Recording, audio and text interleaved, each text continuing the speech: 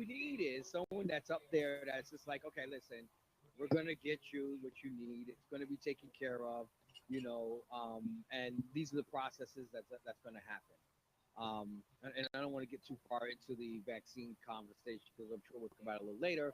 But I was just talking about New Year's, like just the idea that I didn't even mention the word resolution. Think about it now. So it's not really a New Year's resolution. It's just like what I'm going to do better this year than I didn't do the year before.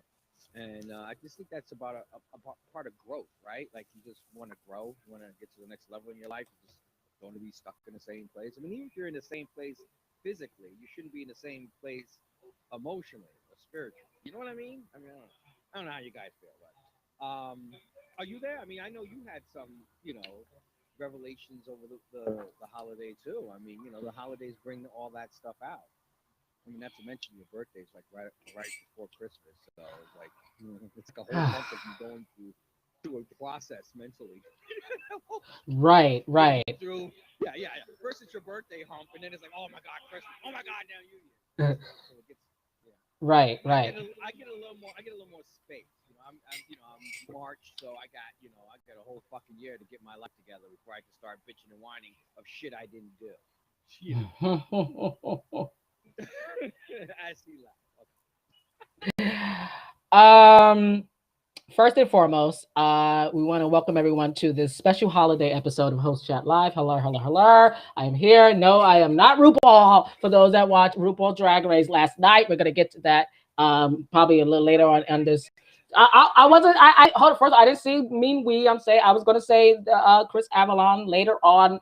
I meant to say he probably would get to that because I'm sure he's got that on his list. Well, he But can't um, because that's being spoiler. Don't spoil it. have you met Chris Avalon? I mean, come on. Okay, So it's the worst thing since the whole thing with Wonder Woman and thing like don't spoil it. You give everyone a day to watch it. Like give me another day. you Listen, know what? it's Maybe he didn't watch it. Who knows?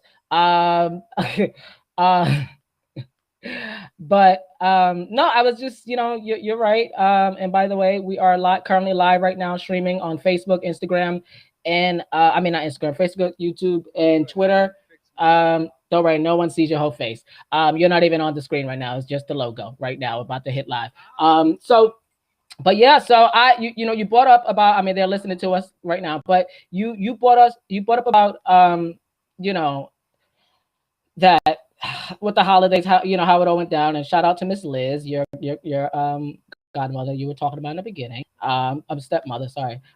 Miss Liz, and happy belated birthday. I didn't get a chance to wish her. But just for her, she listened back to this. Happy belated, Miss Liz. And happy belated to the other Liz in my life, that being my mother, Elizabeth herself. Her name is Elizabeth. Look at that. That's what I tell you. We have so much in common. Yes, happy birthday again, Mom. She is a New Year's baby, so she's probably still hungover. When she called me, she was at in Jersey like with the family. Hello, I was like, hey, Mom. Go ahead. you can't get mad at someone who wants to get tore up on their birthday and it being New Year's at the same day. I mean, Thank you. I think everyone gets an excuse to get fucked up and trash that one day because you only get one day. You only get one day. Uh huh. One New Year's, one birthday, on it together. There you go. Right. But yeah, it was interesting to hear her. When she called, when your mom is drunk though, that like no have moms that drink. Like I was like, okay, here she go, let her have a moment. And then my family was there. So everyone in the background, Happy New Year, blah blah blah. So it was interesting. But yeah, it's definitely you look back at the year, and you try to I'm blessed, obviously. We tend to take things for granted, and I try, and I don't want to fall into that pattern, as you mentioned, like you want to be able to be present, and that I think that's what the motto of the day is being present, and should we say the year of 2021, that is. We made it, y'all. And we're here, back here, Host Chat Live. Those that watch right now, the video is playing, so you can see my face. But yeah, so it was I am glad that we made it.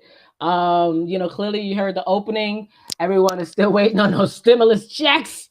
And in case you did hear it, you play it again so they can hear it. Because those that joined us now, That's how bad that was. Is because I got mine already, and this time, remember when you got yours first, and then I got mine second. That time I got mine first, and you didn't get yours yet. Look at that. hmm.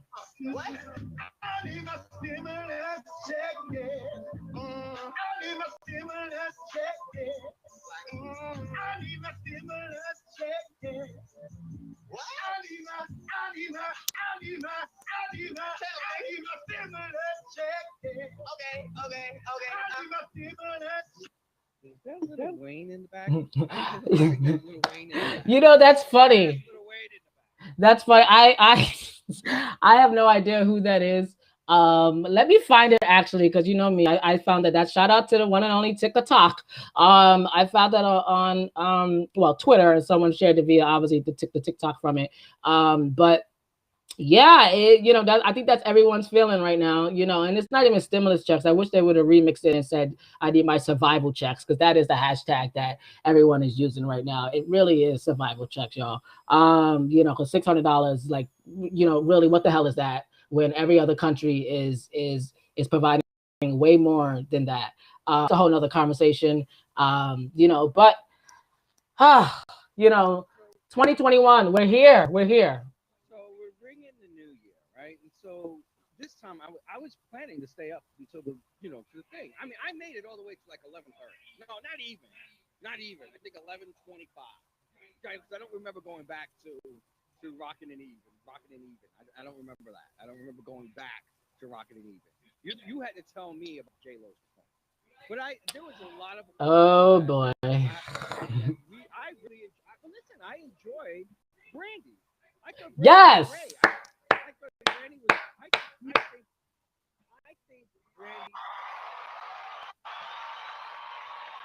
to me was the best part of that night. I will give that to Brandy. Twice. That Brandy was the best. The second best to me. I can't even think about. Was it the country guy in the tight leotard? Oh right. All of a sudden we got niggas and cowboys and stuff like that. Little Nas X turned him out, honey. That's it. Hell her. And then who else? Then it was this craziness that was Machine Gun Kelly. I don't know what the fuck he was doing. I thought he was a rapper. He went over doing this rock and roll. Wait, I believe those that are listening, are watching live, I'm gonna pull up that picture right now for you guys on our socials. But go ahead. Please do, because I just didn't understand what he was doing. I didn't get it. I was literally like, okay, he's gonna rap, right? I mean, he's gonna do a part where At some point. He did no rap. He just did rock. Like he just became a rock guy all of a sudden. Is Bad Boy still paying his bills? Bad Boy still paying that. Well, I mean, wasn't he always a like rocker? He was a rapper. He was a rapper. He was just like Eminem. He was Oh. a hardcore rapper. He was out there doing his thing. So and he's. All of a sudden, I think he made the transition. It just wasn't cool for white rappers. So is this from his current relationship with what's her name? Like, you think she kind of turned him? Transformers. Right. I call her Miss Transformers because that's all I know her from. That's all. Megan Fox. Megan Fox. Yeah, I mean, let me pull this up. But yeah, like it's interesting. When I saw it, we were watching, and it's just like, what the hell's going on here? And yeah, so those that are watching live right now on the our channels, Host Chat Live, YouTube, Facebook, Twitter, the picture's up there. You can see him in a pink garb. We chat about it on our group chat, and I mean. Can anyone explain the buckles? Can anyone explain that? Did he think he was Michael? Was he doing a pink Michael Jackson puffy buckle thing, like Beat It thing? I mean, not Beat It. What was it? It wasn't Beat It. What was the name of it? The one where he did in the train station. Bad. He thought he was doing a bad impression with the pink puffy. I don't know what he was doing. I was very upset with Machine Gun Kelly. Now Billy Porter, by the way, did a lot. He did it. Like, he was hosting. He was hanging out the window at one time. Mm-hmm. Then he got on Mm-hmm. stage with Cindy Lauper. Now Oh Lord. let's get to the Cindy Lauper thing. So actually, you know what? I just rather Cindy Lauper just do it, and then you can guys we can just talk. Cindy Lauper age and did this. See,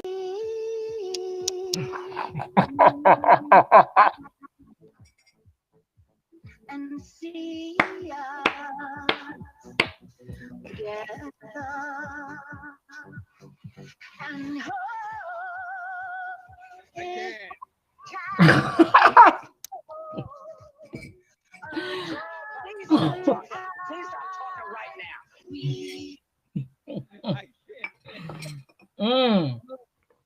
This show is messy. This is messy. I can't. Listen. I am a fan of Cindy Lauper. Okay, I love Cindy Lauper. Girls just want to have fun. Right. Colors. Right. I get it. I'm a fan too. I'm an '80s baby. I'm all in. MTV and everything. I remember Lou what's his name? The wrestler guy, Lou Albano, who's over music. Lou Albano. All of it. I am a fan. Even when she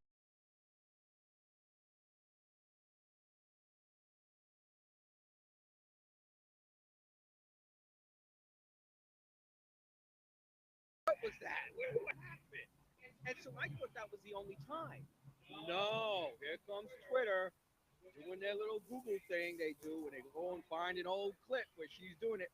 There was another clip she did in 1993 where she did the New Year's Eve party, and she did it with New York One. She did the same thing. Then there was a clip, and I sent you this in the DM. I sent you and Chris this in the DM. There's a clip where, and I didn't notice this, as mind you, That's why I love, like I said, I love her, and I love Michael, and I love We Are the World. Remember, everyone remembers We Are the World. Well, if you look at the clip, and please, if you have an opportunity, babe, if you need to retweet that clip, please retweet it, put it somewhere, because Michael Jackson gave her the biggest side eye, the same side eye that Billy Porter did. They had a gif where Billy Porter is giving her the side eye when those notes were coming out her mouth. Bitch, if you don't stop screaming for no reason, you better hit. If you're gonna scream, hit the note. She doesn't know. She just screams. But if you just believe, there's nowhere we can fall.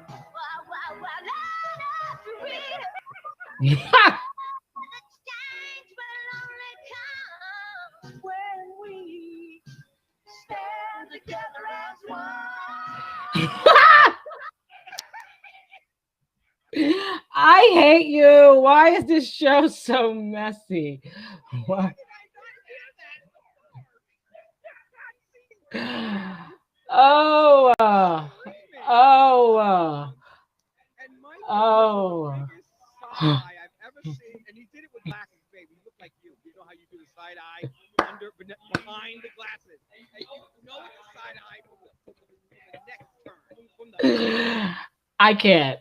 I'm done. It is classic. Go check out the old We Are the World video and see that part where she is just a screeching, and I don't know what to say, but I added her to the board because every time we get too crazy here, we just gotta.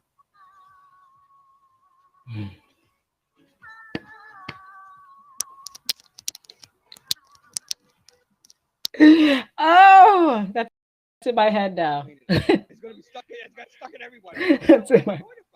I thought about this thing. I said, so that was the best. Then I remember Mariah Carey's performance.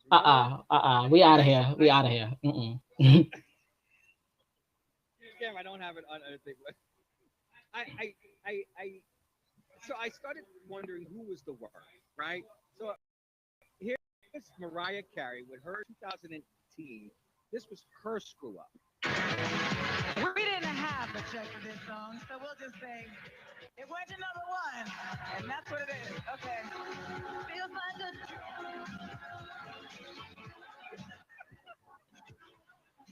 We're missing some of this logo, but it is what it is.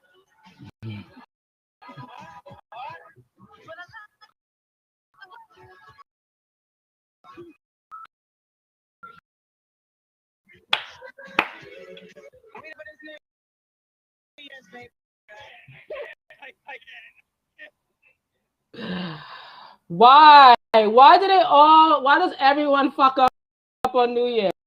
Everyone fucks up on New Year's, but that's not all though. That's not all. I told you that they're around. Let me pull this up right now. So All you know, bitch. That's the only part you know, right? so shout out to Hollywood Life .com for this one. So I told you that there was while at the same time the New Year's Eve was going on, there was also a situation going down on the internet with Bieber doing his own lonely New Year's Eve celebration. All the Biebs came out, the believers, but the website shut down, so they were crying. The tweets went viral. You guys can check out Socialite Universe for those viral meme tweets. We retweeted all of them, but the funniest part is that he also forgot his lyrics as well. And shout out to Hollywood Life for this report. He forgot the lyrics to his song "Sorry."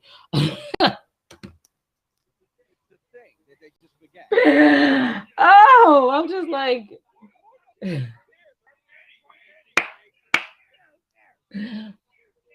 oh man, oh. Well, hold on. First of all, I didn't. First of all, wait a minute. Wait a minute. Wait. I said, no, hold on, Holiday. I said, J-Lo. She did her best, and the girls came for her either way. And she was doing it to show the girls that she can sing. I think she was a little overzealous in trying to prove, and why it came off a little. And then she did a song that clearly we know she doesn't have the vocal range for. But we all love it. Dream On, and I guess this is what you're gonna play with what happened. And yeah.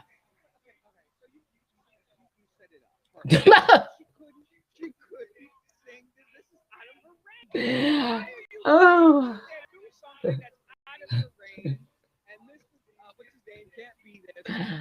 Can't be there.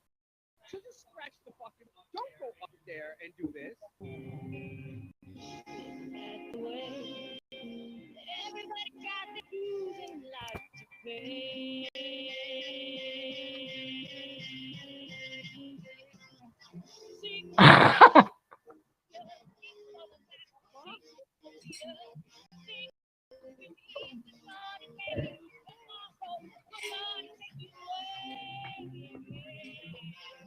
I didn't hear that part. I didn't hear that part. At the oh no, she tried. Mm-mm. Part of the end where she tries to do Tyler Perry's. Steven Tyler. Why did you try to do that? Why, J-Lo? Why did you try to do the highest falsetto where you know your voice can't do that? That's like, I mean, for real. This is why I love Mariah Carey for throwing shade at J-Lo. I just love it. Okay. Remember when she shade while she was on what? I think it was CNN with the two drunken fools. She said what she said. You released the rarities from your vault. Tell us about it. Okay, so yeah, we got J-Lo behind us actually. Oh, okay. So, yo, I love her when she was what's that behind you? What's all that noise? What's going on? Yo, that like.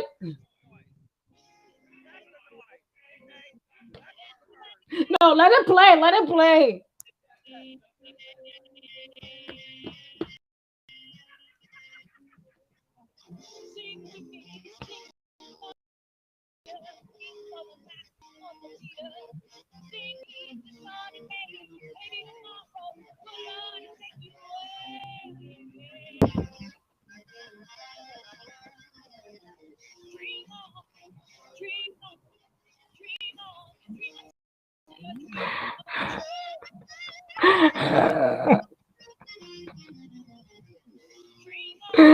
No.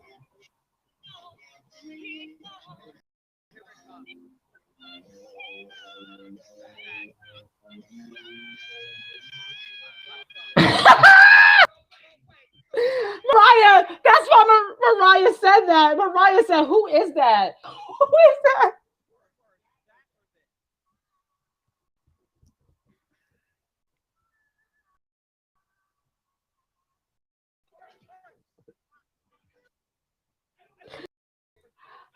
I can't.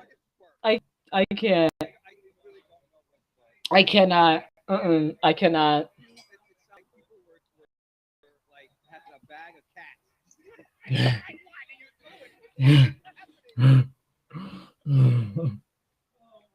It wasn't that cold. It wasn't that Oh. cold after the vocals were shot. I mean, Mm, we should have did that song. I thought J mm. Lo too. Like, listen, ain't nothing wrong with J Lo. J Lo, she's always gonna be down wrong. She's always gonna be a sister to me. But girl, don't ever up on that stage and stop thinking that you do things you can't do and think just because you're J Lo, you just want to accept it. They should drag your ass to that performance because that was absolutely horrible. Before that, though, she was fine. She was fine when she was doing her own song. Then she went on to some other octave and some other. I don't know where you were going. I don't know where you were going. You just should have said, let the track play. Just let the track play. Let the track do it. Because Mm, there's no mm, mm, reason why mm. she should have did that. So I want to ask you, babe, who is the worst performer? Is it Cindy Whew. Lauper, Mariah Carey, J Lo? I'm gonna have to go, and I love her, but after hearing it again on full blast, I'm sorry, J Lo. That's gonna live in infamy, girl. You really, and I mean this. I mean every word when I say this. You really tried it. I believe it just like that. She really tried it, and no bueno. Girl, you just did it. And let me just say, Oh my God, J Lo. This is gonna live for she won infamy. American Idol. Yup. I'm sure Chris is gonna be like, DJ, that clip, you better have that drop every time. Because I'm telling you, that is just that J Lo. Oh my gosh. Like singing in the shower. Yes. Yes. And I think that's why Steven Tyler was like, girl, I'm all right. I'm good. You could do it though. Go ahead. You could do it. You could do it.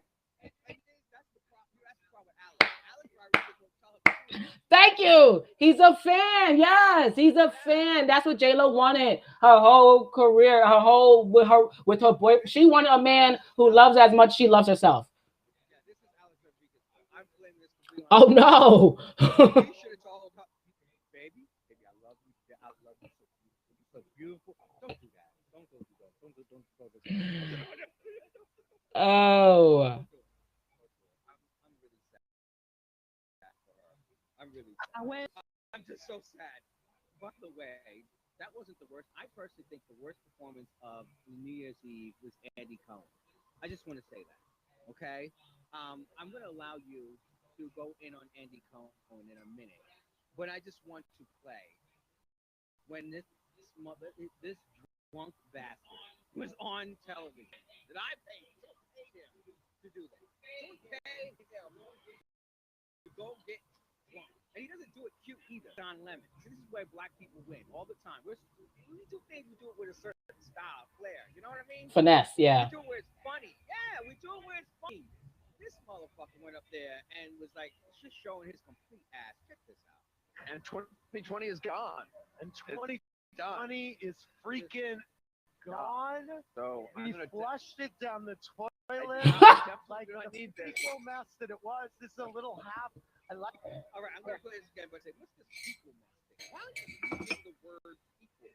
Is there something to me?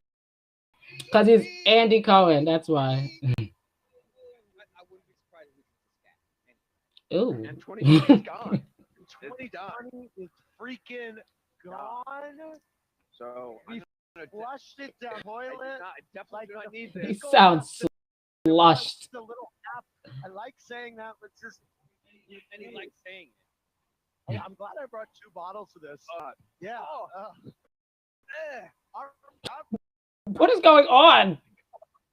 How I felt when I saw Mayor de Blasio dancing. I just don't need to see that beginning of the do something with A. Honestly, get it together. Goodness. All right. Anyway, I'll be We still got a lot of show. tiptoeing back to bra 20 minutes. But Yeah, because I have other stuff I want to say too. Okay. Can I just say, I just think that he is a flashy guy. I mean, I understand the stuff that's happening with him over, heard stories about Andy Cohen before, when he was out. I heard about the parties and the coke and all those. But I mean, to me, it doesn't look like he's changed much. Even being a parent, you would think that there was something that he thinks, or he would sort of modify or grow up. Mm-hmm. To grow up. Neither do I from Anderson Cooper, who's over there just giggling like a fucking idiot. What is fucking funny? What is so funny? Just laughing. You're right. That was part of the tour. I didn't call it. Thank you. Thank you. Hell no. No. Because that fucker was drunk, and you got Anderson Cooper. I just don't get it. I don't want them in my life. They need to bring back my girl, Kathy Griffin. Bring back Kathy Griffin. Anderson was just taken off wrongly. She's funnier than Andy Cohen. No one likes Andy Cohen. Plastic. I don't even think Kelly Ripa likes him anymore. The way he came on her show, and he was guest hosting, talked over her. He's literally either on coke all the time, or he's just bleeds coke. There's just so much coke in his body. It's like he doesn't even have to take it. He still has it. He's a spastic pump, and I just need him off my screen. I don't want to see him anymore. I just want him to go. You know what? 2021, he's got to go along with Trump. Everyone's got to go. Get the fuck out. We need another one of those get the fuck out clicks. Just get out. Get up out my house. Yes. No guest list for you today. None. I know he's got a lot of problems coming up now with Nene Leakes and all that stuff. He's been covering that with Chris on that other show on the line. On the line, yes, that other show. Woo, a busy week for Chris and I, honey. Andy Cohen has been the best part of it, and I just say I'm enjoying when anyone wants to drag Andy Cohen. I'm there for it. Right. I'm here for the dragging. Right. Drag him. Right. Okay? On the line. No, drag him on the line. Yeah. Drag him across the line. That's what you need to do. Drag him across the fucking line. Get him at it. I can't say nothing about Anderson because when he's not drunk and giggling at every fucking thing this guy is saying, he's actually a great journalist. You know what I mean? We gotta keep. We have to sacrifice him for the news. We need him on Anderson 360. But when he gets with that idiot, oh God, he turns into a numbskull. He turns into like a frat boy. Right. It's just disgusting. It's really disgusting. Anyway. No, I think we all are. I agree, and you mentioned the key word here, which is problems. And speaking of that, I think we should get to the problem that is going on in the erosion, because as I said, the party that we formerly know as the Republican Party is dead, and anyone who's considering themselves through and through Republican, whatever you want to call it, is lying to themselves. And at some point, people are going to wake up, and I'll give them that opportunity. But at this point, I'm labeling you all as rhinos. And those that do not know what rhino means, RNO is something that these conservatives came up with when they want to exile people out of the group, basically, or Republican in name only. And that's how I'm looking at all of you guys. Exactly. To person, thank you so much, babe. We're here.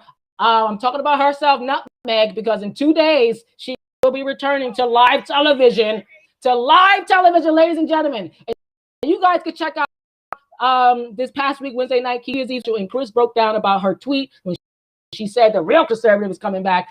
Sweetie, slow your roll, because we have the real conservative here. Let's play this clip of Anna Navarro, the actual host of The View that we want, okay, one of the co-hosts that we want, reading for filth, this Republican Party, specifically little old Marco Rubio, and let's just hear about the session, the real reading session that she gave.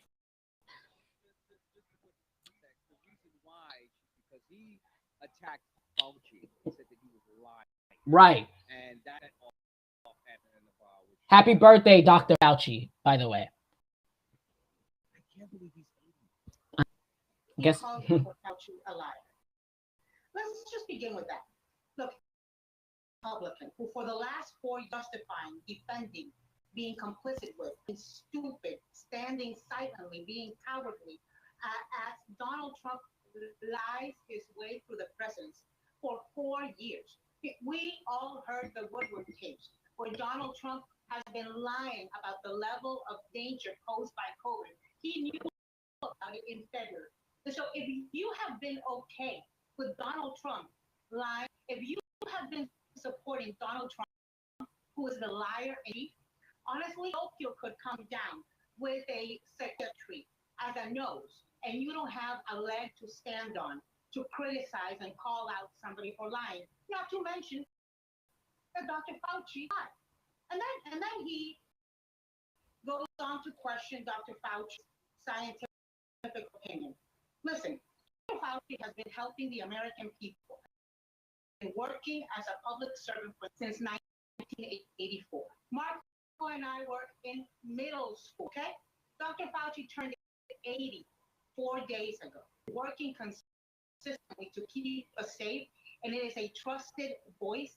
And I know it's a novel opinion for many Republicans now who follow Trump, but most of us prefer to believe in science than to believe in any politician. And then the third one might be the most galling of all, right? Where he talks about an elite bubble. Point out, I'll tell you what for me is the definition of an elite bubble. An elite bubble is Congress and people in Congress who have skipped the line for elderly constituents, over frontline workers, over essential workers, over people who are infirm and have comorbidity, and that the vaccine before anybody else. That is an elite bubble. And if you don't look in the mirror. Well, there she go. I love Lisa Anna. She didn't talk to me any. Sound like a real Republican, a real conservative to me. Somebody holding those motherfuckers accountable. That's what that sounds like to me. Okay. So I don't know what this nutmeg juice drinking, gun smoking, token woman she got right. Listen, Nutmeg McCain, she can talk on Twitter and pout her little chest all she wants post pregnancy. I hope she's doing well. Hope she ain't going through no postpartum whatever, because that's a real thing. But girl, we're all going through postpartum nutmeg disorder, okay? And we want you gone. We want you out of here. And The View needs to do what they got to do. And if they get rid of Anna Navarro, I guarantee you, not only will they not become the most watched show, they will be deceased before the gets their pink slip. And I can guarantee you that, Jack. I'm not getting on your bad. What was it? What you call it? I cannot believe he is 80. You know, sometimes you Italians got some good aging skin too. You know, him and Cuomo, they aged very well. But 80 years old. Who's the same age as Cuomo? Cuomo's what, his 50s? Yeah. Same age as Dr. Fauci. By the way, anyone that questions Dr. Fauci, to me, I have a problem. Since he was the one who was fighting the Reagan administration to recognize the AIDS virus and HIV strains, getting medications and research and things that he led, and led a real political movement to recognize that we were losing thousands and thousands and millions of Americans to something if we had just started to take care of it, earlier, educate earlier, and it wasn't the stigma around it being the gay disease, that maybe we would have been in a different place. So, again, to see, Fauci again undermined by a Republican president or a Republican administration is not so, how should I say, coincidental. It's just not. I just think that the Republicans, the only thing that they stand is the science of money, is truly what they understand. Yeah. Anything else is out the window. And the quicker we start realizing that, the quicker we're going to stop with this. What are we going to be, a Republican or a Democrat? Why don't you vote for your policy? So you don't have to say you're a Democratic voter. Why don't you just vote for climate change to recognize that this will be fucking burnt up in about fucking 30 years. We don't get our shit together. Or why don't you know what I'm saying? Or sooner. Like, or sooner. Who knows? You know, I was watching with was it Neil deGrasse Tyson? His last episode 13. I was just like, oh my god! Like I was so alarmed. Science, just as you should be. Science. Yes, just by the science of how it is going to happen, even if change the way we're doing. You know what I mean? Like there is a lifespan that we have, and the difference between us past time, incidents is because we're more developed. You know, we're more educated. We're more aware, and I mean, we like to think that we are. What we do is we have a Republican Party, or we have a government. Because I could blame this on Democrats. We have a government that the need or want or the urgency to educate Americans on science, like science, math, technology. Like we're losing it. We're so delved into this idea that we know how to TikTok and you know edit it quickly and send it out and be influenced, things like that. And there's nothing wrong with it. I'm not dissing that, but there's more than just the fact that we have these influencers out there that are doing well, but how many of us are actually writing those codes? How many of us are actually like knowing even how like I was watching the something else, and they were showing how they wrote the code. I remember that when I was younger, when I had a Commodore 64 first computer, and I remember the 10 equals top such and such, and then you just keep writing the program. So I just don't understand why we are not more excited about science and technology. And I don't think the Republicans are even close to even thinking about that. I think they want to go in the opposite direction. So that's what what I mean. If you don't want to be considered, I don't want to be a Democratic voter. Well, why don't you just vote on issues and you'll get it. You know what I mean? Like you'll end up voting for a Democrat. No, I agree. Democrat. Exactly. Because at the end of the day, we all want the same thing. You're absolutely right. And at the same, I want you to play here clip GG1, where we're gonna listen to a doctor on CNN Newsroom explaining what's going on in her hospital and how everything that they're doing, the Republicans that you mentioned, all the distractions, because that's how I look at it. So Rachel Maddow, who always say, watch what they do, not what they say. And what they're saying is a bunch of distractions and trying to the government with these bureaucratic court gestures. They know they're going to lose, as I keep telling you, and we speak about it. They know they're losing. Republican Party, Rudy Giuliani, all of the lawyers, they know they're going to lose. They're just doing this for the circumstance. So the nuts out there, and I hate that, but we have nutty people out there who likes to follow this stuff, of fake Fox News and the rhetoric that's out there, all the conservative radios and all that stuff. People are living for this to see the undertaking, and that's not America. But let's listen to what's happening in the hospitals from word of mouth from the doctors themselves. We've been going through COVID for a little over 9 months now, and the frontline workers have been down and out this whole time. So whenever we got news that the vaccine, was finally approved, we were getting Pfizer first. So when we heard that was coming and there was a rollout date, the anticipation and excitement for the frontline workers was unreal. We were so excited, and just to be able to have that extra protection for us, that safety. And then whenever it rolled out, it didn't quite go as we planned. Like you said, it was definitely a slap in the face. Tell me how it didn't quite go.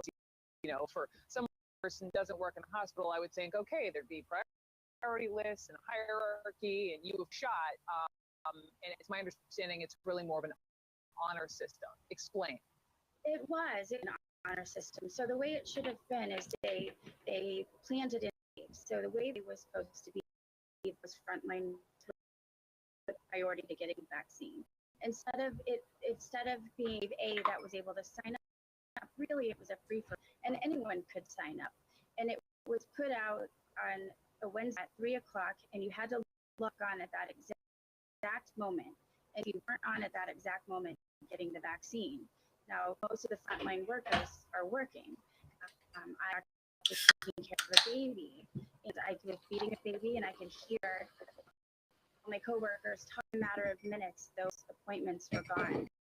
So instead of the people that actually take care of the COVID patients being the ones to be able to sign up for this, it was a free for all for everyone.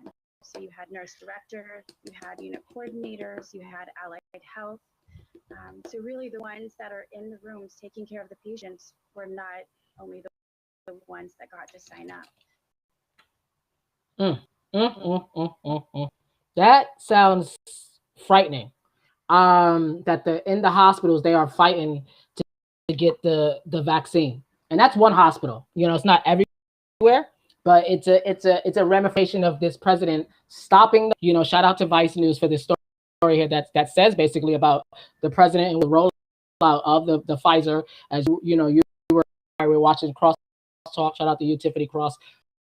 And just talking about the situation that we're in. This president and his administration did this rollout, said 20 million by day, and only 3 million because they slowed it down. Pfizer still vaccines in the distribution warehouses waiting, millions of it waiting because they haven't got the rollout yet. He's doing everything he can to destroy democracy, and you know, with that happening, people willingly, and this is negligent homicide, period. This is what he will be charged for, and this is something that's not going to stop with Joe Biden, you know, and it's just really interesting. But to that notion, we have a flip side here where there's a nurse here who actually got the vaccine, both, but she got it through Moderna.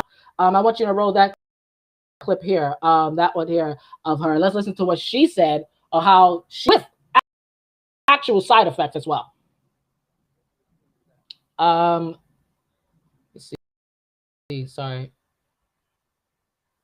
That is, yes, 3. Got the first dose of the vaccine back at the beginning of March.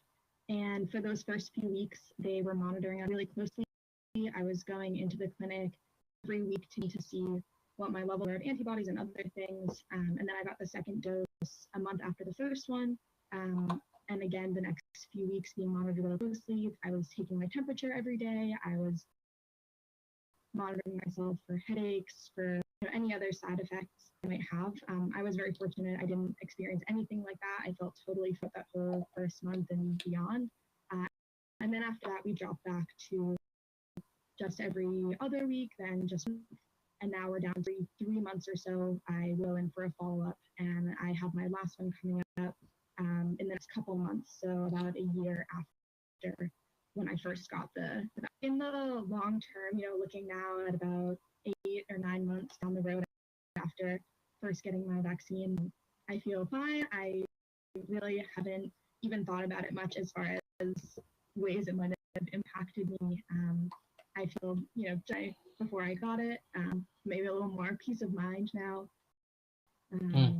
But no, yeah, I haven't experienced any sort of long-term effects really, and I was to not experience any short-term either. It's been amazing here, you know, almost a year later, seeing it actually get approved, and seeing today it's getting distributed and actually being used on both. Because I remember at the beginning, it felt like this total, like, this will go anywhere. It might get killed in the first phase of the trial.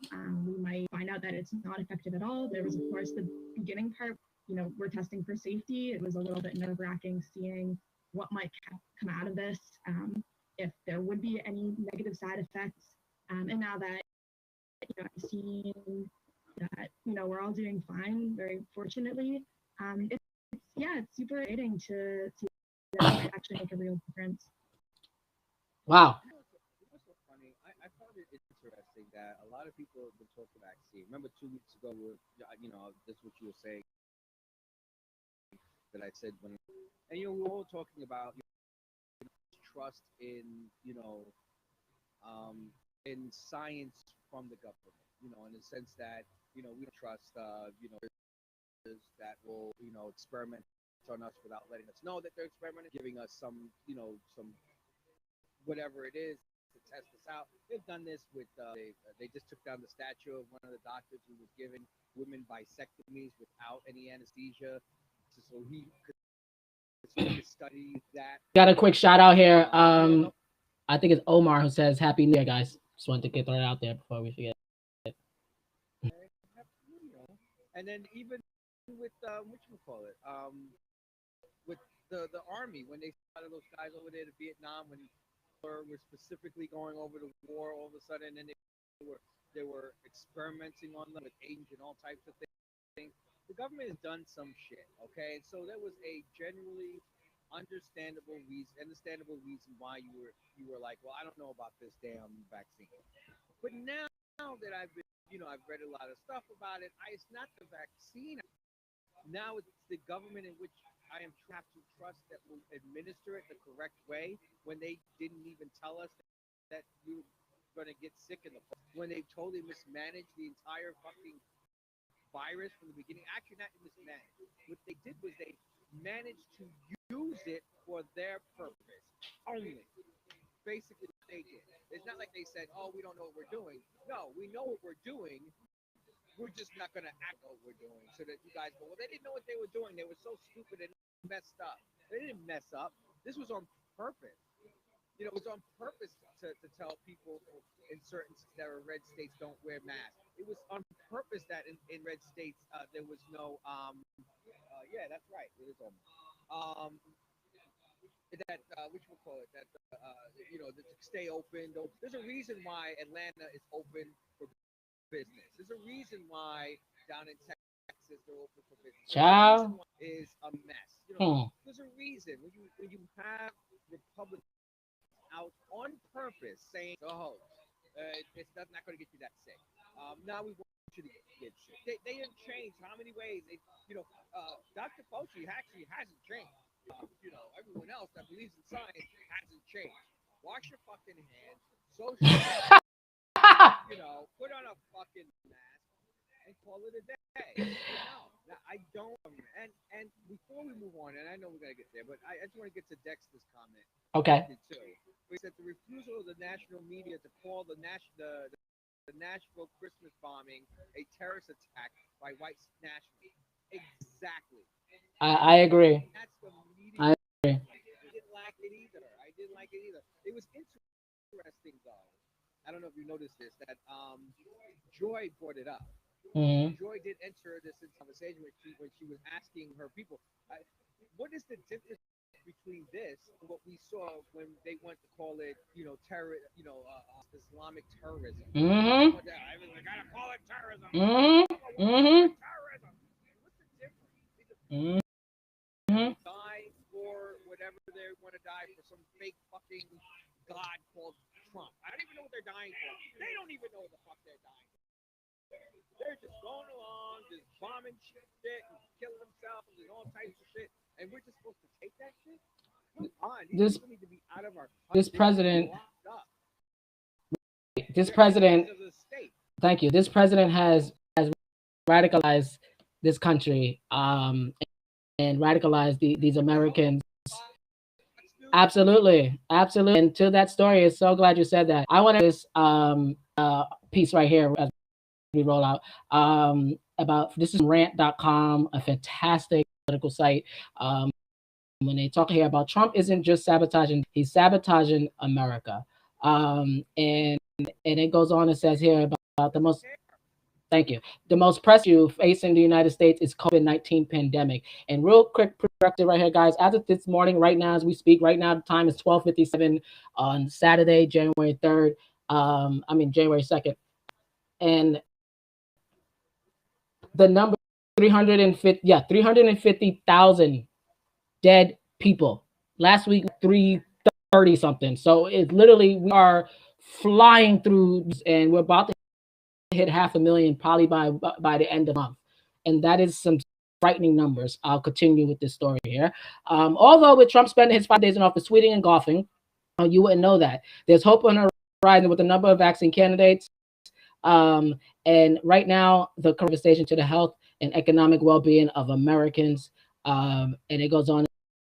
It says basically. They don't say, and ABC doesn't say a goddamn thing about it. They don't say a goddamn thing. Say this man is out there playing while you're dying. Or he's not playing golf. Thank you.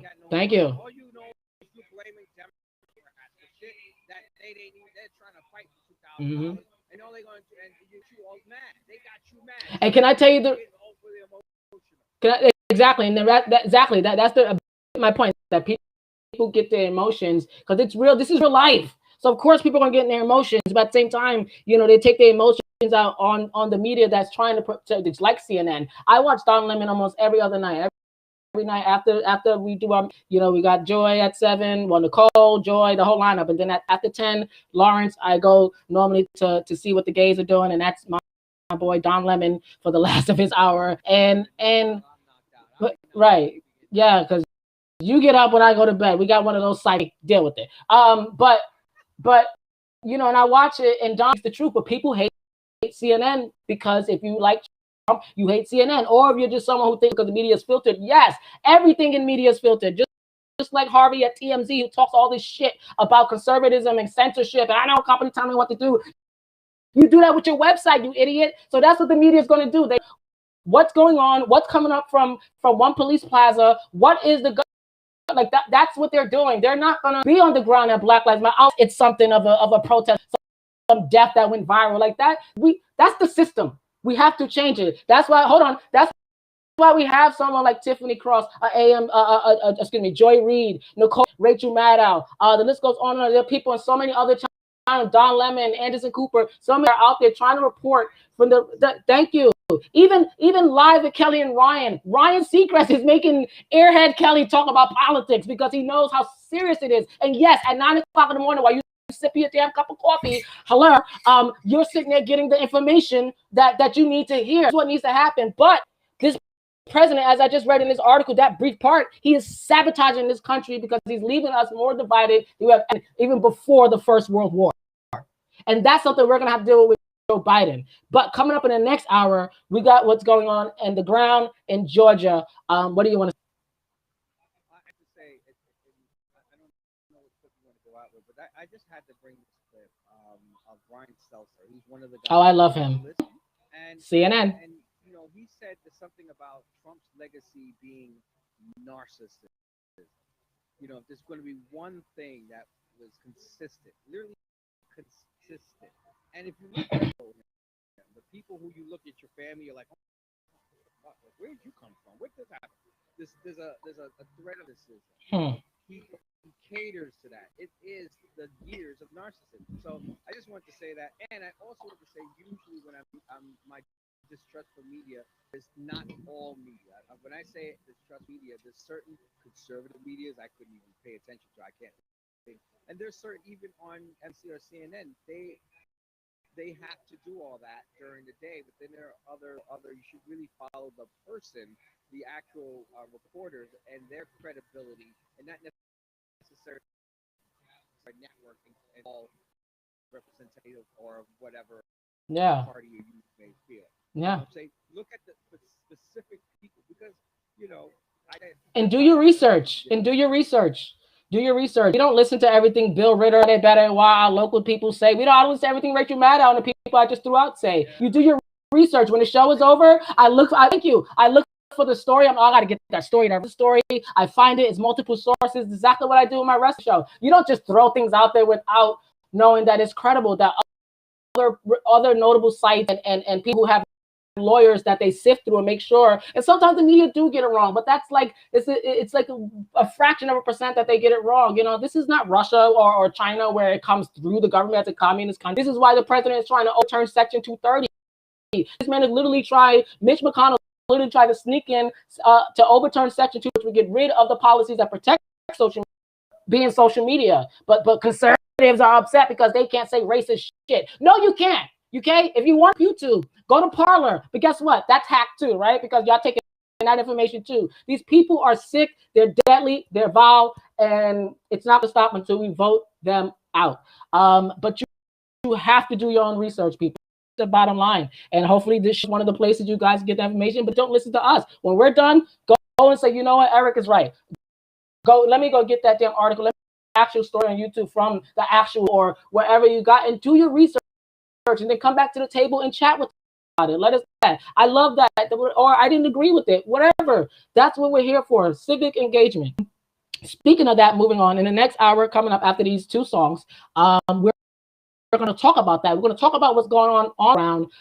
We're going to talk about one of the people who are on our cover art along with Miss Morrow, is Latasha Brown. Miss Latasha Brown. That is her Twitter handle. Yes, I retweeted. Yes, Miss Latasha Brown's her Twitter handle. But she's featured in this fantastic Times. The headline says here, knocking on 2 million doors in Georgia. The numbers are through the roof. The latest poll numbers from Georgia, the election right now is past the general election, and more than 5,000 more people have come out and re-registered. Like, it's insane. Yes, 3 million people already voted. Yes. So we're gonna break that all down. This next hour is all about Georgia. Georgia's on our mind. But we're with this clip of, as you mentioned, of Brian Seltzer. And when we come back after these two songs, we're going to break that all down for you and end this holiday episode for you guys here on Host Chat Live, Season 3, Episode 13. Momentous. And the two songs we're getting to here is Mr. Nintendo by Diana. 4 weeks on the charts. Last week, number 19, peaked at being, and my boy, who was nominated last Sunday when we did the Content Network presented the end of the year award show. He was nominated, DDM. Guys, and I was on there shouting out my LGBT wrestlers, hashtag WrestleQueer. And I have some announcement with that when we come back as well. But DDM, you can't stop my bag, Mitch. Yes, I said Mitch, that bitch. That song is coming following that. This is those two songs, and we'll be back here with more of the political rundown, what's going down in Georgia. Once again, you're listening to Host Chat Live, Season 3, Episode 12, Momentous, and we will be right back. Looking back at news coverage of the last 4 years, 4 overwhelming years of politics, one word that probably wasn't used enough is narcissist. Do you know what I mean? Another word the press should use more often is narcissism. Trump's obsession with media, especially news coverage of himself, was a defining feature of the past 4 years. All these news stories here talk about his obsession with news coverage, of the economy, of his impeachment, etc. And this addiction gave his favorite network, Fox News, an enormous amount of power. As I wrote in my book, Host, here, the joke around that Trump watched more of the network's programming than management did. According to my sources, Trump aide Hope Hicks hated the drumbeat of stories about the president being glued to Fox. She thought it made him look ill-informed and small. The problem was the stories were accurate. By 2020, I reported that numerous executives at Fox wished Trump watched less TV. There's something there about a Frankenstein and about what you created and it turning against you. I don't know. I'm going to pass on that one.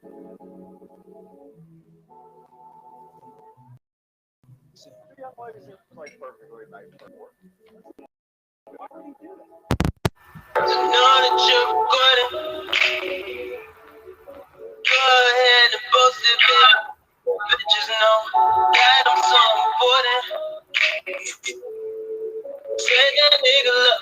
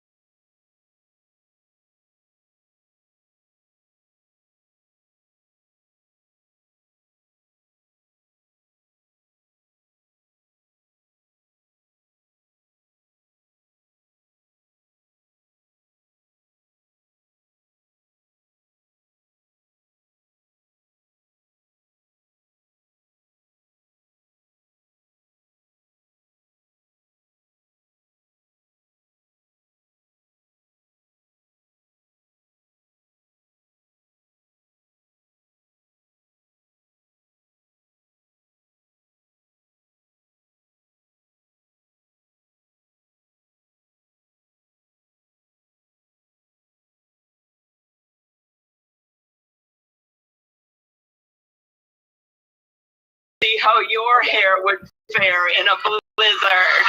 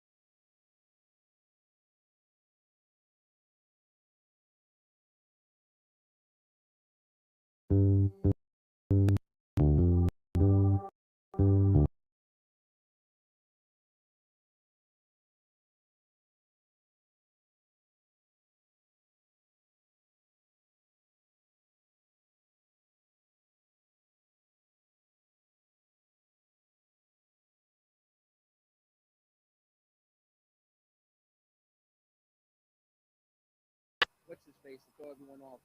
What's that fool in jail? Tiger King, the documentary. I'm sure he's gonna pardon him just to throw everybody off, so they won't think about all the other shit. But when I found out that he pardoned Blackwater military that went over to another country, I think it was Iran or Iraq. I'm not sure which one specifically, but that they were going around shooting innocent women and children. And the fact that I read one article that he had shot this 5-year-old child in the head, and the fact that took action against that, and charged them. The fact that he pardoned that, I think a lot of people don't, are we're so stuck in just being so at him that we don't see the damage that he's doing. And that damage is not something that's going to be felt here in America. That's overseas. That's something that other countries are looking at, how we respond to people that are our citizens that go over there and do wrong, commit murder, that they're being held responsible. And for him to do that, I think was one of the most dangerous things. It's another reason why I think that Trump is a plant. Of course, I'll always think that he's someone that was planted in there, not just by Mitch McConnell and the Republicans, but by Russia. And I'm sorry. I think that there's enough evidence to show that there's some type of link. From the the hacks that were still discovering now. Right. I mean, it was a big hack that no one in the news is talking about. I don't know why Good Morning America doesn't talk about it. You know, they said that Microsoft was hacked in the big hack. So, Fortune 500 businesses were hacked. Most of Fortune 500 businesses, yeah, but Microsoft being one of the biggest, yeah. one of the biggest, you know, and so we don't even know what they got yet. You know, they weren't in there just stealing shit. They were in there trying to see things, Right. surveillance, and to know that we've got Russia in our computers, in our information, just sitting there, you know, watching and yes, sourcing the data. and then use Again, this is what Joe Biden has to deal with. Ladies and gentlemen, welcome back to the second half of Host Chat Live. Those that are watching on YouTube, Facebook, and Twitter, we are here. We are back. We are live streaming this holiday episode, season 3, episode 13, Momentous. And it is a momentous occasion right now in Georgia. The fire is burning down there. I ain't talking about the sun. But the clip that I want everyone to hear was the G4 clip. I don't know if you got that. It was the Trump pardon. it changed. The G4 clip changed to. Oh. I don't know what it was. I think I put it in the wrong way. So it's Okay. my fault. All right. Oh, okay. We just talked about it. Right. It was about pardon. Right. Yeah. The betrayal to America. Pardon. I mean, you could easily said that. I mean, it wasn't more Yeah. just that. Yeah. That's what, you know, Nicole Wallace was saying was, you know, what he's doing is more than just fucking up the system. You know, it's more than that. And I don't think it's eroding our government. I don't think that we have a patriotism that we really believe in. Thank you. Thank you. As patriotic as we want to say we are. What is America if it's not just about capitalism? Like, honestly, like, people like. Since we've been getting the shit end of the fucking stick, and it's always a black woman that's got to save this fucking democracy every single time. Hello, Kamala. It's just like, I mean, guys, like, it's Latasha. You're about to talk about Latasha, Stacey Abrams. Yes. Women who are out there fighting to make sure that we do not lose this democracy, that we dead, we died, blood, and certified. So, you know, it's that more black people are not into. But there are. I think the majority of black men are more patriotic than you would think. You know, so I just think that, you know, it's just interesting how we need to be more patriotic of our country. We need to be more concerned. I hate to say it, sound like what's his name? What's the crunchy coochie guy from New Jersey? Cory Booker. Yeah. We do. Love your country. We do. To love your countrymen and women, and we don't love our countrymen and women. We like to divide. We don't like the gays. We don't like the drag. We don't like the trannies. We don't like the fag. We don't like the racist over there. We don't like anybody. Right. We don't like anybody. So, you know, we need to figure this for us to move forward as a country. Right. So, speaking of moving forward, you brought up the name of the one and only Latasha Brown, and I want to talk on the ground right now in Georgia. You guys can see it right here on the screen. Those are watching us live. You got 1-866 our vote. If you have any issues at the polls, you guys can see what is going on there. For election protection, 866 our vote, or you can go to 866ourvote.org if you have any issues. But at the bottom corner here, you see that little logo there, Black Voters Matter. And that is the one and only Latasha Brown. Can't stop, won't stop. Shout out to you. Keep going. AM Joy and Reed for giving that, you know, fabulous breakdown there. Just who she is. She can't stop, won't stop. We heard that song many times. But the New York Times did a fantastic article on her this past week, December 29th, as we end the year out. What a great year out. And not only has it been just Stacey Abrams most notable, but Latasha Brown and so many women have been doing the fight that it takes to get where you know we get as a society, you know, and it is the utmost gratifying thing to see Black women get their just in the media, you know, because we don't control the mass media, you know. So for the New York Times, for them to do this write up on her, I did, and we're gonna take a quick read about it here as I on the sites right now. What's going on? Yeah, guys, I'm multitasking. I'm producing this show, the live stream. Go ahead. Wait, what happened? Okay. That Jack Mizrahi is going to be in Big Brother. Jack, legendary Jack Mizrahi, honey. Are you kidding me? He said chilling at my son's house. Oh, I said Mason. I spot the key in the Big Brother house. Okay. Oh, okay. So someone that. I think it was for Jose. Oh, Josiah. Okay. Sorry. All right. Woo. All right, guys. Force the light. Right. Woof. Yes. Thank you so much. Okay. Excuse me. I'm talking. Okay. Yeah. So, back to this guy. That was a little. We had a moment there. You know, the gays. We get excited. Oh. If you don't mind letting me, we can have a conversation. Okay. Please. Okay. Well, couldn't say it better than Carla. All right, so back to Latasha Brown here, guys. This article goes on and just talks about how she's on with us 2 million doors and counting. And it goes on and says here, basically, Levada Walker was at her home in Warner Robins, Georgia, watching Once Upon a Christmas with their 8-year-old son, Moses, in early December when a motor coach tour bus pulled up across the street. A caravan of cars followed behind the bus, the occupants honking horns, waving signs, and pumping their fists, disrupting the quiet of a Sunday after Walker's neighborhood in a small city about 100 miles south of Atlanta. A red, black, and green, we got power. James Brown, say it loud, I am black and I'm proud, being from the portable sound system. When Walker stepped out her yard to invade, she was met by a woman in a Santa hat, which we all, if you guys been watching MSNBC, she's legendary for that Santa hat with her amazing Korean decorations. We've been watching, like, this is the thing, I forget what they call it, a room rating, where we're looking at people's room and seeing who has the best background. And Latasha Brown's amazing setup back there. But and she goes on to see the woman Santa hat sign, and she asked her, "Are you registered to vote?"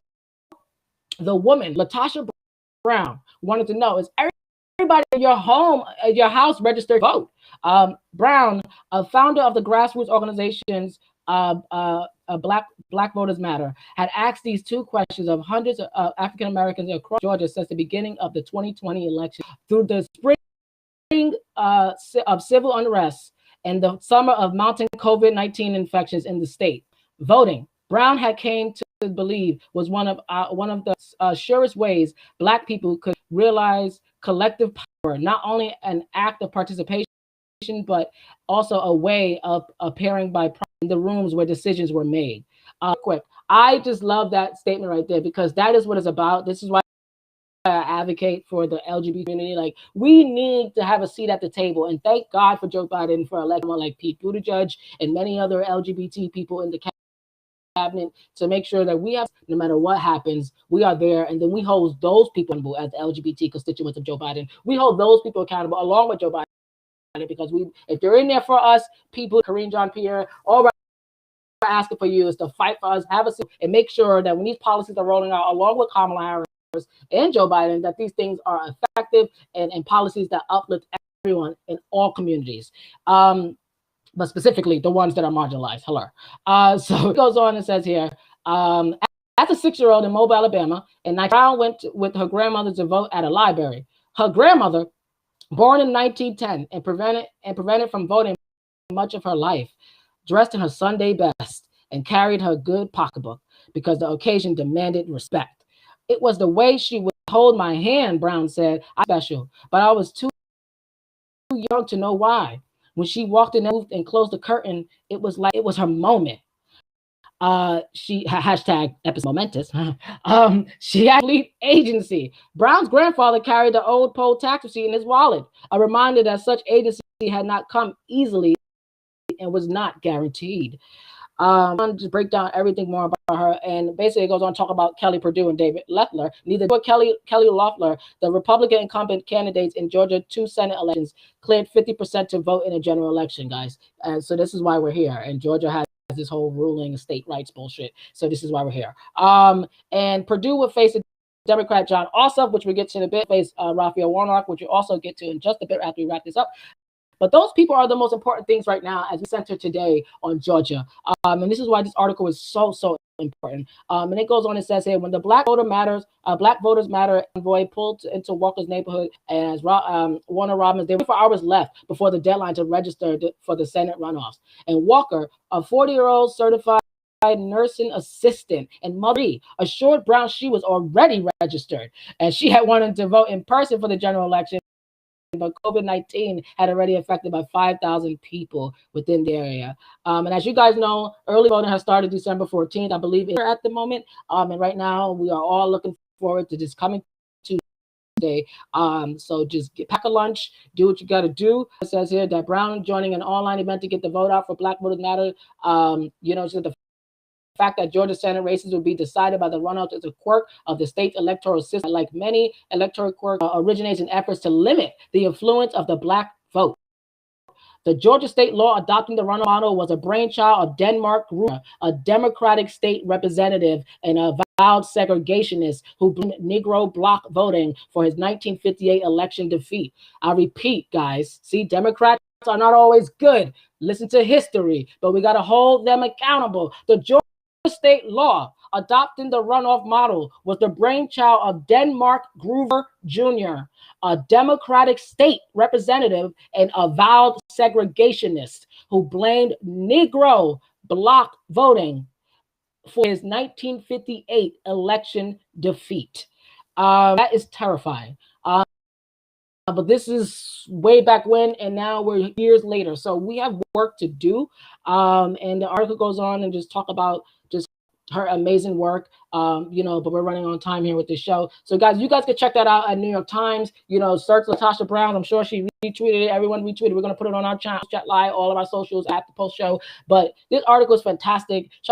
Shout out to you, LaTosha Brown. She had more than 2 million people registered to vote. And her, Stacey Abrams, all of the Black women out there, too many to name, and it's just incredible what Black women have done. And you put the hashtag Black Women to Save America. Like, this is just what's happening, ladies and gentlemen. And again, if you're having issues right now, voting, 1-866-OUR-VOTE. Again, 1-866-OUR-VOTE, or you can go to 1-866-OUR-VOTE.org. Shout out to you, LaTosha Brown. You make me want to continue doing what I'm doing. And maybe I will decide to jump into politics. Who knows? Well, my close friend, my dearest friend, she's always pushing me. Yeah, right. Yes. I mean, hold on. First, I'm going. I don't think First Man is only for like presidents. I'm just serious. Calm down.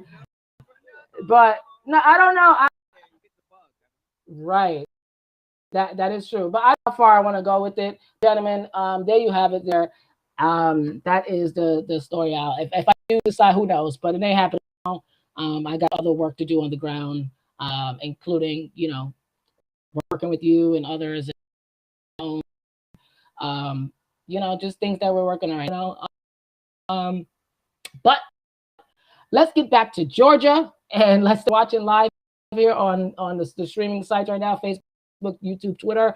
You guys see the background cover art. You got the 4 candidates here, that being David Perdue, who is ironically wrapped in a flag. Okay, you got John Monarch and the robot herself, Kelly Loeffler.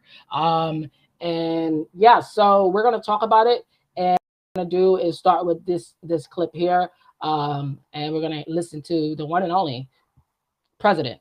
Forever president, excuse-moi, forever president, that being the one and only Barack Obama. And ladies and gentlemen, Georgia is on all of our minds. Go ahead, John Legend.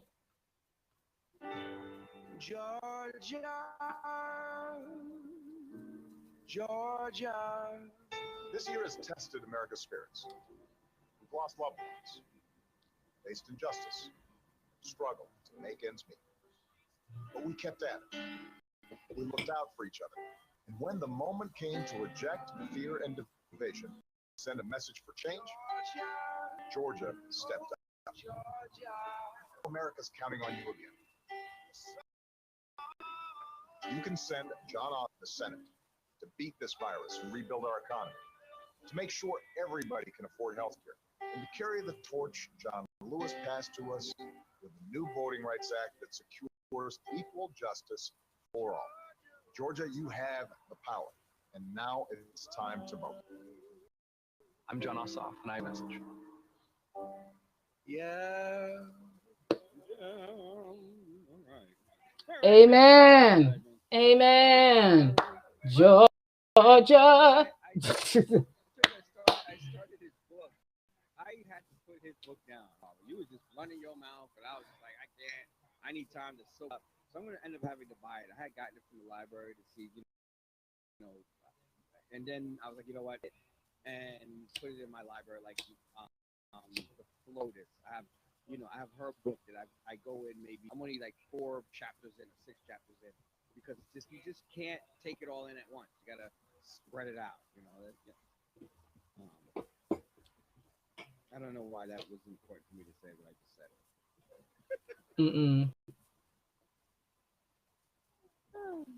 No, go ahead now. I'm sorry, I didn't mean to take you off your. I was just I was listening to his voice and I was like, damn, I gotta finish this book, and I remember that. I know he does that. He does that to you. He's like, he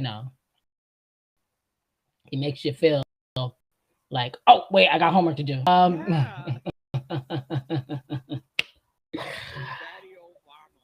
Right. Exactly. That's what I said. Yeah, we got work to do.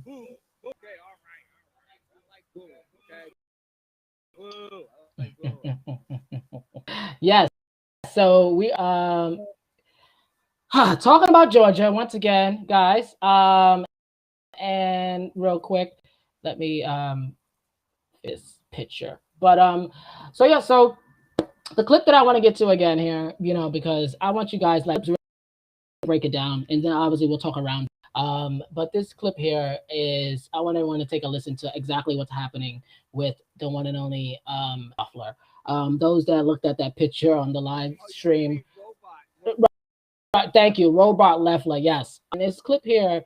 Shout out to Really American for this one. People on social media, these accounts, Media's Touch and Really American, Republicans Against Trump, Republican Voters Against Trump, Lincoln Project. The list goes on and on and on and on and on. So many great people out there putting this great stuff together, and this is all their words. They're reporting actual factual stuff of what they've done.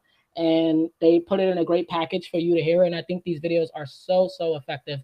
And I think this clip is GG7 here of hashtag price gouge Loeffler, aka hashtag robot Loeffler. Roll it. Georgia Senator Kelly Loeffler, the richest person in Congress, made a fortune off of raising gas prices for Georgia homes in the winter. Loeffler's husband, Jeffrey Sprecher, company that owns the New York Stock Exchange, after a multi-billion-dollar hedge fund that controlled most of America's natural gas, was banned from manipulating gas prices change. The hedge fund found a willing accomplice in Sprecher's company. Both Sprecher and Loeffler, who was a top executive at the company, led fund to make billions by upcharging for gas delivery, resulted in sky-high prices for nearly 250,000 Georgians. Because of the price gouging by Loeffler and her husband, hundreds of thousands of Georgians struggling to make ends meet overpaid by tens of millions of dollars. Kelly Loeffler has nothing but contempt for Georgians. Vote her out on January 5th.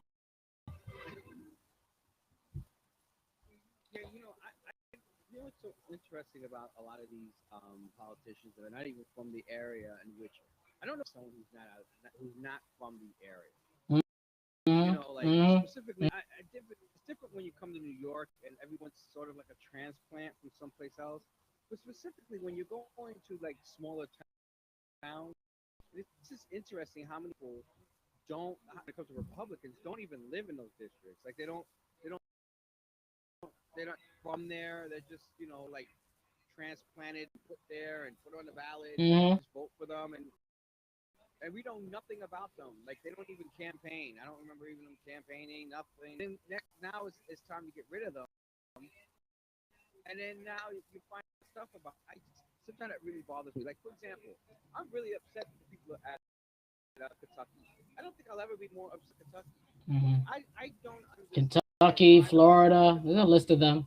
Even Georgia, like Georgia. Georgia, like, you're getting a lot of money because of Atlanta. It was going I call the Black Hollywood. That's what I call Atlanta. What is going on with the rest of that state? Like, I think. Educate I think because no, you are saying that's a conversation amongst liberals, obviously, amongst the last of what's left of real conservatives. I don't know. It's a conversation of people trying to understand, but it's like a sociology class. We need a class on that. What is causing these people? And I think it's bigger than ideologue. It's a lot deeper than that. Like you can for decades, for years, for centuries, if you will, that Democrats have not been participating in the rural South and also in Midwest in the flyover town, they call it. You know, they have not been participating to the farmers, to the manufacturers, not to the extent that they should. Certain areas they have left it alone Republican, which is why this is an absolute shock in Georgia that they voted blue for Biden, like after 30, 40, almost 40 years since Clinton. Like you know, this is history, and history does not repeat itself by default. Like this did happen years ago, but I was able to around the same situation in sort of a crisis that right then, the Iran-Contra situation, like people wanted calm and, you know, something different. And we are in worse situation here. We're on top of a COVID, you know, job, economy disaster, all that wrapped in a bubble for Joe Biden. And yeah, you know, I'm tired of hearing his kumbaya too, but his message, this is his moment, which is why the episode name is Momentous. This is it. This is our time. This is our time right now. If you haven't listened to that LaTosha Brown interview, you repeat this episode. This is our time for Black Americans to step up. We know we're the backbone, and this is the time for white America to have that conversation. What the fuck is wrong with us? That is a conversation that they have to have and figure that out. Us here on the show, you know, it isn't, because it's like, why? And that's why I think it needs to be more investigated. Like clearly Democrats didn't believe that they could get Kentucky, so they left it alone, and they're comfortable with that. And like we always say, it's not the poor Kentuckians. You know, 50% of people who make, you know, making below the economy did vote, but there's a reason for that. People, I believe they want to Mitch McConnell out, but they're fighting against so many things. Voter suppression, all of this stuff that they do for their favor. And yes, the Democrats participate to it, but not to that extent. But we, you know, and you got to spade a spade, but it's just like, to take away your vote. It's not to weaken your vote. It's usually so they can strengthen hold on the party, on power. Absolutely. So that's what it is. Power. That is exactly what it is. Power. Go ahead. There is breaking news coming out of Salem, Oregon. So now the pushing back against Proud Boys. Now they started Tear Boys now. Is that what they're doing now? Did anyone get the memo that the police are now going to be taking on the Proud Boys? What is that all about? How did that happen? Wow, 2021, huh? It's already starting on you know, like okay. I think that's where we're going to be at this year. I think that 2021 is going to be that transitional year where we start going to have all these people who are going to try to act like they weren't down with Trump. I was just joking, I was just playing. Like they have a whole. I know you have a clip coming up later with. Did you guys interview our guy from? I think it's from GSAT. And you know, talking about Dab Abney and the whole, because there's a whole new storyline growing up with hip hop Atlanta. Dab Abney now is a Trump supporter. So we're gonna have a whole bunch of people coming out like, I was just joking. I was just playing with you. You don't think I really voted for him? 4 million people did vote for him, and it wasn't all white people. So we just check you out, okay? 13% of black folks voted for him. So we know, you know, a lot of you motherfuckers be coming around going to be acting like nothing happened. I think we have a cleansing this year. I think there's going to be a lot of Me Tooing. I think there's going to be a lot of other things that are going to be happening, cleansing, that's happening in hip hop. I think that change is ready to happen. Well, I mean, I'm ready for it. I'm ready for it. I see a lot of people ready for it. You're absolutely right. And to that notion, like it's gonna get real interesting. And speaking of that, like Chris Avalon is going to be talking about what's going on in the fashion industry. There's the Me Too of fashion starting, well, continuing, if you will. 'Cause I'm sure it was surfacing somewhere, and now it's getting to the point of it's hitting the blogs, and people are reporting a big time fashion designer. So it's not going to stop. And you're absolutely right. And it's And it's about time. I mean, listen, thank I you. am so tired. And let me tell you something. And this is, and you guys mark my words. I said it now. I'm saying it. 2021. I'm letting you know that the more that black women become, you're gonna start to see black men who are comfortable with the patriarch they were making money off of, all of a sudden get very uncomfortable. Hmm. They're gonna get very uncomfortable. They're gonna start lashing out, and those are what Republicans are gonna start to attract. These Mhm. black are upset with the all of a sudden Democrats are running away with black women just do whatever. Have to get the black families. They're already black families, and they want to take that, misconstrue that. So ready for 2021, because I just don't. Well, I sit back and watch. people out there in Georgia, you guys can look at this. If you guys are watching, made us touch for putting this one out there. There's a billboard going around. If you haven't seen it, honk towards it when you actually, sorry, it's from Really American. Really American. Yeah, shout out to Really American Super PAC, not Made Us Touch, but I get confused because they're all doing so much like great work to get the message out there. But Really American put this billboard out there. You guys are watching live. You can see it right here with Chicken Purdue, and Robot Lawfler saying Georgia Republicans won't fight for Trump.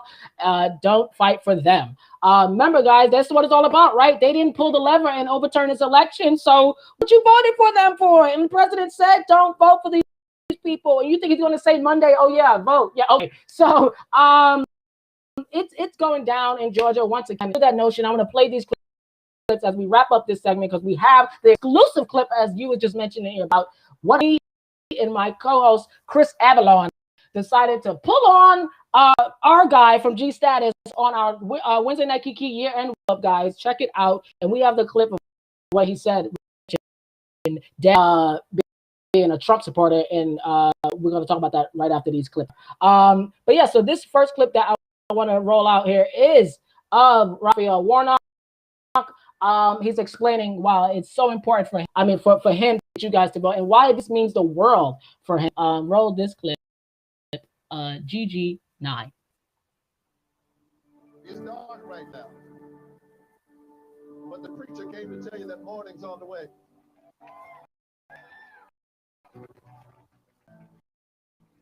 I said morning's on the way, and we've been there for the night, but joy comes in the morning. Well, get dressed. Call your neighbor. Tell your neighbor to call until everybody votes. And if we vote, we'll have health care. If we vote, it'll be all right. If we vote, we will rise together. What you do? Let's make this fight. Let's seal the deal. Let's save America. Morning is on the way. Yes, ladies and gentlemen, I got chills listening to that clip. These people could say it better than any of us can here at the show. We just give our little our point of view as her, but an informative view at that. Yes, so and let's get to Ossoff now. And yeah, but before we get to this clip, I want to kind of break it down here, because we have a clip of Ossoff, and then Joe Biden, what he has to say about Ossoff, and then we have what happened this past week on the Senate floor.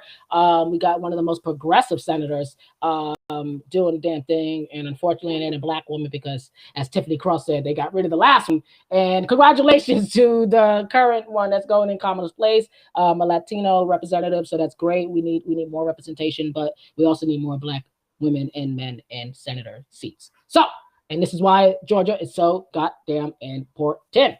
And so let's hear what John Ossoff says. But this past week, he was approached by none other than Fox News.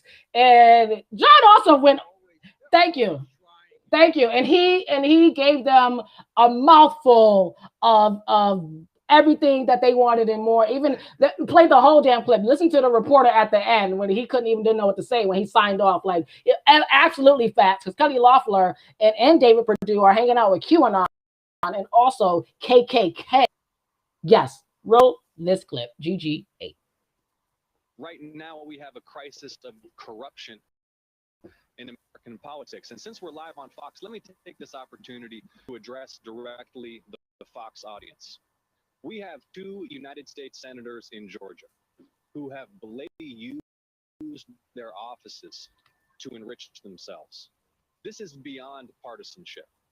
And the reason to your question that I talk so much about health and jobs and this for all the people is that we can unite behind that program. We've lost 9 rural hospitals in Georgia in 10 years. We can reopen them. We can invest in infrastructure, jobs, revitalize our communities, create opportunity, raise the minimum wage so that people doing an honest week's work can not just survive, but can thrive.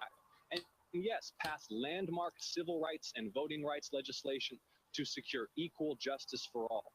And I humbly and respectfully request the support of everyone tuned in on Fox right now. And I'd love for you to log on to electjon.com. That's electjon.com. Make a contribution to our efforts here in Georgia. And any concern that the allegations of wrongdoing against Reverend Warnock could possibly be a drag on of course, wrongdoing for the black man. Reverend Warnock addressed this issue a year ago. And here's the bottom line. Kelly Loeffler has been campaigning with a Klansman. Say it again. Loeffler has been campaigning with a Klansman. And so she is stooping to these vicious personal attacks to distract from the fact that she's been campaigning with a former member of the Ku Klux Klan. I mean, we deserve better than that here in Georgia. And I want to encourage everybody to make a plan to vote on Tuesday. Thank you so much. Thank you, Mr. Ossoff, very much. All right. And we will send it back to you guys.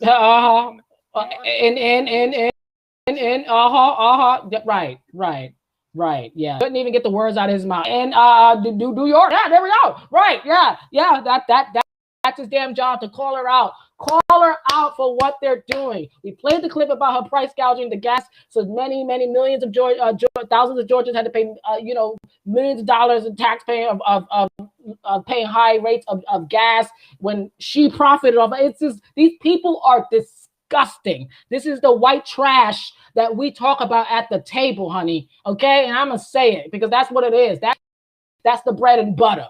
Okay, these are domestic terrorists coming here to ruin something that we built a legacy on, and went to other countries and put our thumb in their nose and say, God damn it, you're going to be a democratic institution. That's what we do. This is America. Like it or leave it.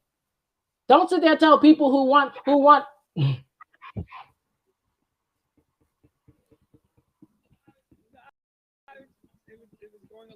It was in my head. It was in my head. I wanted to play the whole thing. I needed a break. I was going.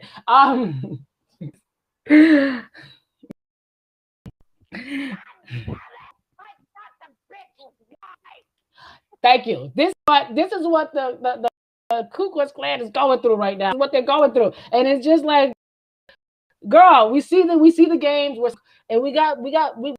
we're ready.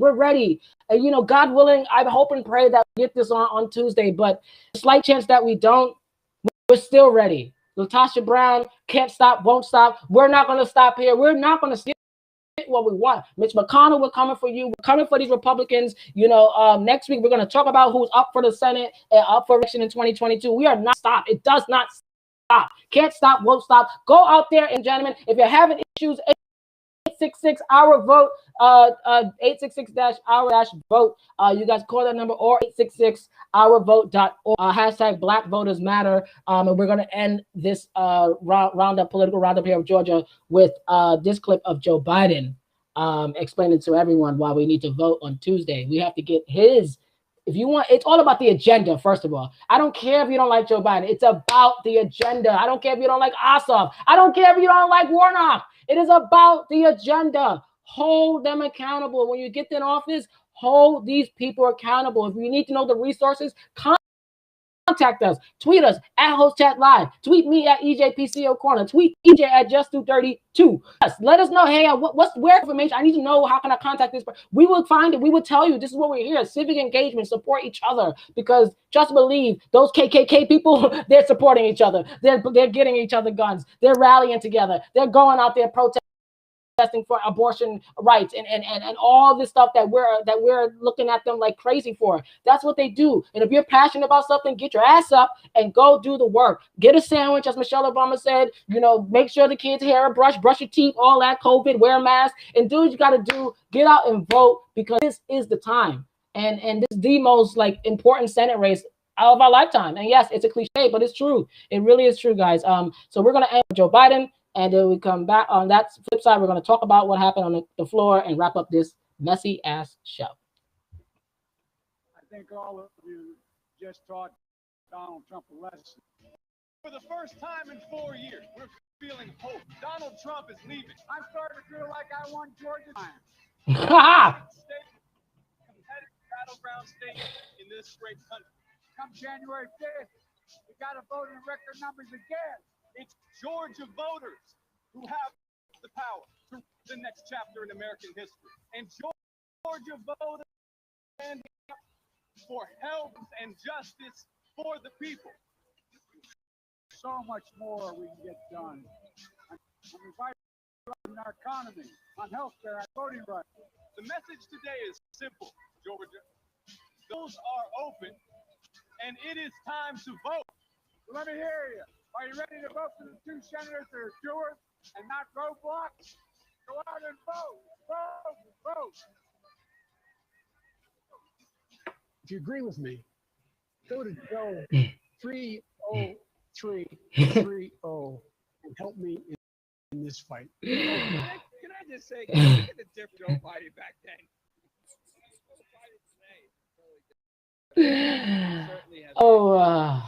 I hate you. We're gonna have an interesting 4 years with this old man at office. He's gonna be like a real old man, not like this maniacal. Yeah. Like a really old man who's just gonna come up and tell us, come on, y'all, come on, folks, let's just do together, let's do together. Yep. Yeah. So speaking of that, as I clear my throat here, let's listen to what happened on the Senate with the one real progressive in the Senate. Let me see you, girl, but you're not full Democrat, so I got to give the Democrat shine. And this Democrat here, I said progressive Democrat, Boston, Massachusetts, along with Senator Elizabeth Warren, but one of the oldest senators, that being Ed Merkley, had a lot to say about what's going on with this administration and why can't we get it together? But you can send these bills military for what spending of that we can really reduce. But like I said, they say it better. Roll the damn clip. In the words of Tony Fauci, he ahead of us of these families. The worst may yet to have been actually inflicted upon families in our country, and yet the Republicans are refusing to allow for giving each individual $2,000 in order to make it through the rest of this pandemic. And Senator Sanders today speaks for the millions of Americans who are suffering through a devastating health crisis, an unemployment crisis, an eviction crisis, a hunger crisis, and a crisis of faith. Hello. Faith that their leaders in this country will stand up and provide for Americans in their hour of need. Meanwhile, we here in Washington, we must confront our old crisis. Why can't we keep working families from starving, even as we stand ready to approve a man. That's why I'm here with my colleague, Bernie Sanders, to call for a simple vote to provide 2,000 in direct cash payments to Americans. It's this simple. Just like they did in the House of Representatives, Senate should have a vote, up or down, yes or no, on providing these increased cash payments. We can get this done quickly if Leader McConnell will simply agree to do it. Right, guys. Thank you. And clearly this was during the holidays, as we are now past there. We're heading to a new holiday, if you will, Valentine's Day. At the end of the day, the reason Oh no, wait, Martin Luther King. Okay, sorry. the reason why that defense bill is so important to Republicans, that they would go and just veto the bill instead of waiting, is because a lot of that money was going to contractors. Yep. Contractors or private companies are taking government funds to exist. Welfare, corporate welfare. And most of the time, most of the time they don't even finish the fucking job. Thank you. So as far as I'm concerned, those corporate welfare checks give up a little something to make sure that Americans, the people that work for their welfare corporation, is able to they can have stuff on their food on the table. Well, and a little extra cheer. Okay. Eggnog. Right.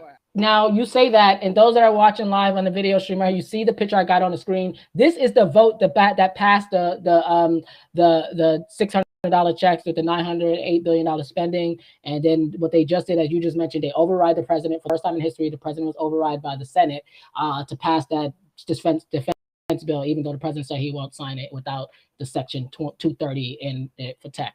Anyway, here we are. But you see here with these numbers, 221 Democrats said yay, 43 Republicans said yay, and then 129 Republicans said nay. We need to find who those fucking people are, all of them. And then we have 10 Democrats who did not decide to vote and 23 Republicans who did not decide to vote, guys. This is the bullshit we're talking about, because this is how politics work. It's like a chess game. Oh, okay, so you don't need me to vote votes. I want everyone to vote. And hold these accountable. I'm so serious about that. We're gonna talk about this because we need to know that we need to why. I don't care. Like it's a numbers game, but really, so you want to be on record that you didn't vote for this, and it's like it's a good reason to. Sure, we're like, okay, that sounds right. So I'll shut up. I need to know. We need to know, and I know Bernie's one of them and stuff. But we know Bernie's reason, and I don't see any other people stepping behind Bernie and Merkley. So that's the real. So we'll see. It's all about power. Vote too. And now. Thank you. And now to our final clip of the day. This past Wednesday, on Wednesday Night Kiki, we did a special edition of Wednesday Night Kiki year-end show. We talked about the top stories. Chris broke down numbers of 2020 via tribe.com. Before you do that, I just want to let everyone know that not only will you get a brand new weekly top 40 today, I just want to say that Sunday is of 22. The top 40 will be on Sunday, 10 a.m. to 2 p.m. here on all the radio, or you can catch it on the web wherever hashtag LGBT Urban starts to come up. But I just wanted to let 2 brand new episodes tonight and tomorrow. Tomorrow's the top 40 best of 2020. Go ahead. Right. And we did the show, wrap up 2020, or as I mentioned, Chris did his exclusive of top 20 albums of 2020. And I did my top stories and stuff, some influencer news. Check it out, guys. There's some TikTok stories on there. But then we had our guy, fabulous our guy from G Status Hustle, one of the most fantastic reality shows right now on YouTube. Got thousands of subscribers and numbers, and celebrity makeup artists. And here, Chris Avalon, when we interviewed him, Chris Avalon approached him with the story about what's going on with Growing Up Hip Hop Atlanta, with Deb Atney, who's Waka Flocka's mother, who's also on Love and Hip Hop, is now a Trump supporter. And let's listen to this exclusive clip of what he had to say. If you guys want to get more of that, you could check out channels on Host Chat Live or Chris YouTube or Twitter. It's on our links, or Facebook as well. You could get the whole video there. And tomorrow I'll be live for a brand new Sunday Night Wrestling 2021, first edition of 2021. We're going to talk about all the contract signings, some leaving, some going. A lot of wrestlers are not signing contracts WWE, Impact, and so much more. We got the wrestlers. We're going to talk about that and some WrestleQueer as well. Shout out to you, Effie. I love you so much for what you did. Tune in tomorrow to find out what for DTA podcast. You guys are going to be so shocked for it. And roll this clip of our guys next week for a brand new episode of Host Chat Live.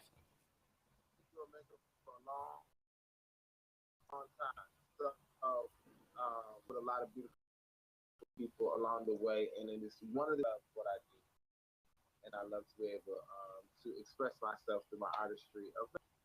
Yeah, one of the great things that I've always loved about makeup artists, particularly, or people that, whether it's hair, makeup, or even in any part of the beauty situation, when you work with celebrities, you get all the good tea from them as well, because they will dish it to you. I know, because I've been on many a sets, but you beating your face and stuff, and this is. But I'm not gonna ask you any of that because we don't want to be that messy. But one of the questions I want to know, because you said, do you think she's a Trump supporter? Because that's the storyline they're trying to run with on that hip hop. Oh, is it? Mm-hmm. Is it? Made up story, but I just wanted to see if you believe. Well, okay, so I want to say two things about what you just said. Yeah. One, you know, it's funny. I have thought about writing some type of a book about all my experiences with the Love and Hip Hop mothers, because I pretty much work with every single mom except for probably like Rashida's mother. Got an old card? You can donate it, whether it's running or not, to the United Breast Cancer Foundation and save a life. Come and pick it up for free. The United Breast Cancer Foundation, hundreds of women's lives through their free or low-cost breast screen exams. But now the